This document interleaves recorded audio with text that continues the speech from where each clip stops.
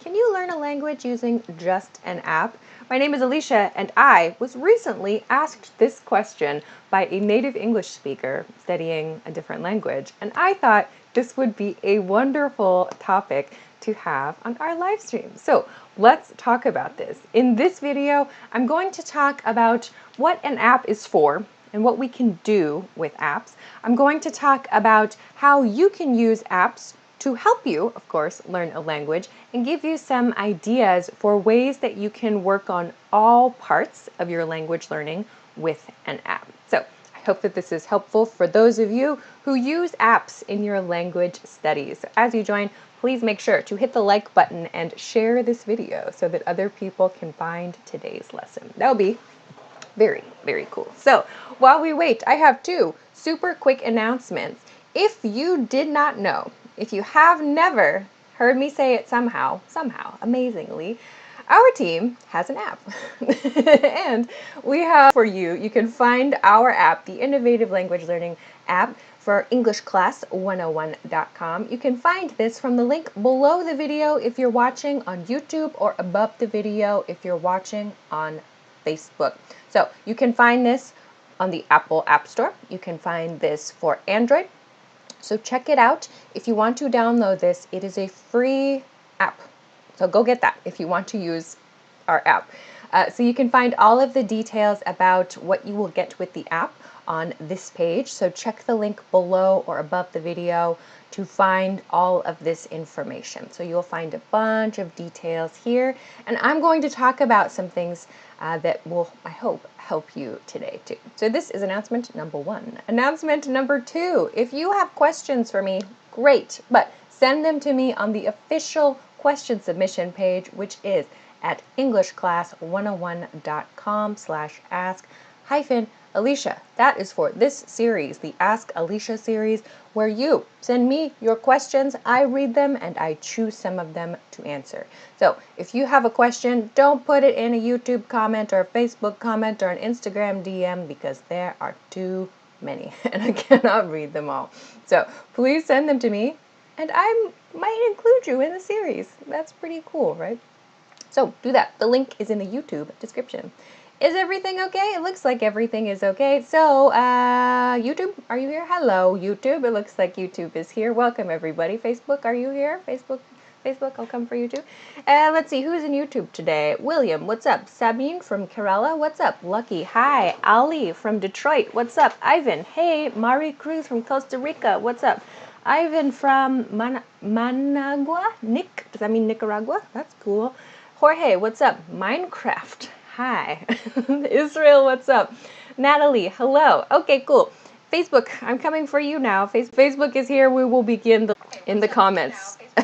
Let us know what you think the answer to this question is. I'm going to tell you my answer in a minute. Okay, good. Facebook's here. What's up, Luis and Adam? Bonjour. Hello. Jacob, what's up? Bashir, Salman, Alan, hi. Okay, good. Everyone is here. Let's begin. All right. If you haven't, I almost forgot. Let's video because it helps other people find it. Okay, so let's get into it. Can you learn a language using just an app? If you have watched my videos, you probably know, or you can probably guess my answer to this. Okay, so let's begin. Part one, learning apps. What are learning apps for? Can we learn a language using just an app? Okay, so this is the key question. So I want to ask a similar question, right? When I heard this question from I wonder, think about it in a different situation. Can you build a house using just design software? Like you want to build a house, but you have only a computer and some software, right? So a language learning app, what is it for? What does it do? Like if I download this app, I will be fluent. It's like, maybe, maybe. So let's talk about what apps are for. Apps are support systems for you, right? Apps are there to help you. There are so many apps, right? All of the apps, right? For helping people learn languages. So, but usually language learning apps are supports, right? They are tools we use to help us learn vocabulary, to help us learn grammar, sentence patterns, cultural points, pronunciation, right? So maybe you have one app that's just for vocabulary study, right? Or maybe you have one app that's, you download an app and you practice those things, you will learn some of those things, right? Like if you practice regularly and you study a lot, you can learn some things, right? So these are great. These are all very, very positive and very important parts of learning to use a language, right? Of course, we can all agree, I think, right? So the last part then that I want to talk about, most apps are very input focused, right?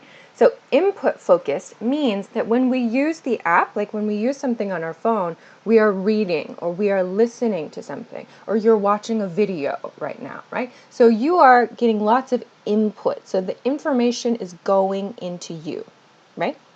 So when we use these apps, we get lots of this. But to use a language fluently, you have to do output and input, right?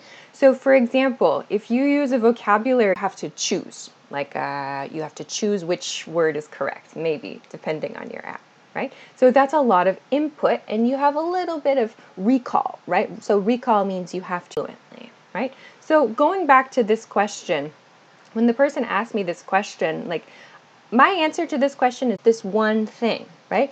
This is a great tool to help you. And there are many great tools to help you, right? I use like apps and things to help me, right? So we all use these things. If you build good habits, and that's very, very good, but if you do only like the bare minimum inside your app, it might be really difficult to become fluent, right? So today we're going to talk about things you can do to ensure that you use your app to cover all like inputs and outputs, okay? So this is my answer to this question. I don't believe that you can learn to speak a language fluently just using an app, okay? So today we're going to talk about some things you can do to take your app, whatever app you use now, and expand so that you can use it more efficiently, okay? So this is today's topic. Quickly, I'll visit the chat. Moralia says on YouTube, tools are good, but the output is necessary to improve our English. Absolutely, right? If you want to build a house, you have to go and get the supplies and start putting things together, right? Does it work? Make mistakes, right? Same thing with language, right? If you want to, you can use the software. Okay, this is how the pieces go together in your mind, and then you have to try, right? So this is extremely important, right? So we are going to talk about this today. Okay, I'll quickly take a break to remind you, we have an app. We have an app at EnglishClass101.com, and you can find all of the details. This is the detail part on this page. So I'm going to talk about some of the things you can do with our app.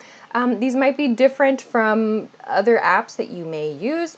That's fine. But today I wanted to talk about different things that you can do, different things you can think about when you use your apps to study, so that hopefully you get more out of it, right? Because you can do a lot. Joining on Facebook, Fever wrote, I use Spotify to listen to podcasts. Yeah, that's another good one. Like not even a language learning app, right? But this is another tool. So that's super cool.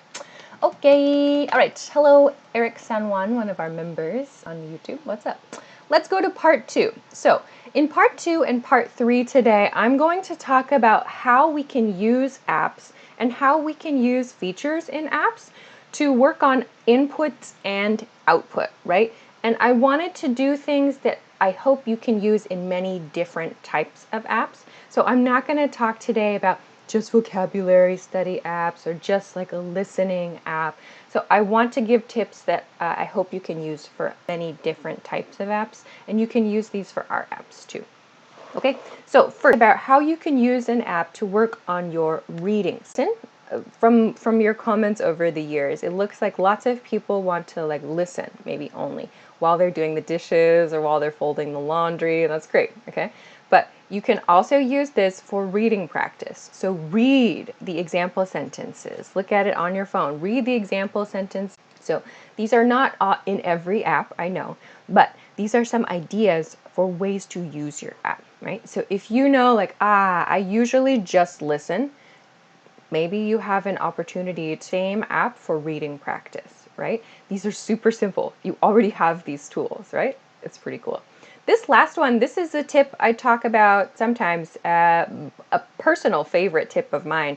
Change the app language to the language you're studying. Right? So if you're studying English, but your native language is not English, you can change the settings in the app. So the app is in English. So you have to practice it to use the app. I do this with my phone. Like my phone is set to Japanese, so I have to use it. It was hard at first, but I learned.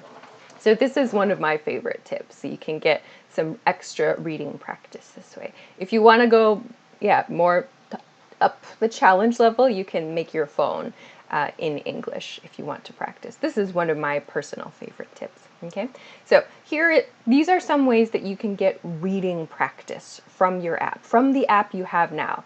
Like even if it's like a vocabulary app, like I remember I used a vocabulary app years ago that gave funny example sentences with the vocabulary words, and those were actually really fun to read because it was like kind of a surprise, like, okay, what's going to be the funny thing that they have in this example? So I didn't want to miss the readings, right? Okay, so this is our input. Now let's talk about the output. How can we use an app to do output, writing? Okay, so when we want to practice writing, we can use copying. So copy example sentences. So with this, I don't mean like look at your phone and then type it on your computer. I don't mean that. Get a pen or pencil and a notebook and copy the example sentences by hand. It will be slow. It will be boring sometimes, but this is a way to get used to writing those words, to get used to thinking about the spelling, what's the next letter? How do I make this shape, maybe, right? How do I make my handwriting look nice, right? So copying the example sentences, copy the dialogues that are in the app. So the dialogue means the things in the conversation. What does person A say? What does person B say? That's the dialogue, right? The conversation. So copy that. What are they saying? So you're thinking about this. You are using your whole body to think about and use and output the language, right? So a couple more tips here. Write sentences with words you learn in the app. So if you are using a vocabulary app or there's a vocabulary study section in the app, you learn a new vocabulary word, put it in your head, okay. Next, try to make a sentence with your hand in a notebook and down. What did you learn? What is the word, right? And then same idea, write sentences with the grammar that you, so if you use an reading and writing. So here's our input and our output, okay. Let's see, questions, comments. Hello, everyone saying hello. I don't see anything. Okay, let's continue to the next section then, which is speaking and listening. So let's talk now about the one, maybe most people think this is the hardest one to do, speaking practice. So of course, I always say, like, it's great to have someone to practice your speaking with, but if you don't have that, I'll talk about some ideas here. So, part 3, speaking and listening. How do you use apps to improve your speaking? How do you use apps to improve your listening? Someone said before that they use Spotify, like to listen to podcasts. That's super cool. So it doesn't have to be an app, right? You can use podcasts, you can use YouTube videos, right? So there are so many ways to do this, but inside the app that maybe you already use, here are a few ideas, some things that you can use. So listening, how do you do listening practice? You can listen to audio lessons. We have audio lessons you can listen to. That's one thing to do. You can listen to vocabulary and example sentences. So I know that there are lots and lots of apps that use these kinds of things. You have a sentence you can listen to, vocabulary words you can listen to. You can do this with the English Class 101 app as well. Maybe there are some cultural notes as well. Yeah? And like some other people said, you can, of course, use podcasts, YouTube videos, news, radio, whatever. There are lots and lots of free resources, but these are the ones that are usually inside apps. So make sure you take the time to listen to these things, right? I think one thing I've noticed anyway, like there are some apps out there that people just want to like complete the exercise. Like I think there's some apps they give you like a homework, a daily homework or a daily exercise, and that's a really great habit, of course, to have. And then I think maybe it's natural, I think, for all of us. We want to do the exercise. We want to be done with our homework, right? Into something or to try to write something out. Like, I know we are all very busy people, and so we want to rush a lot, like to try to get our homework finished quickly. But taking a little bit of time is also important for our review, right?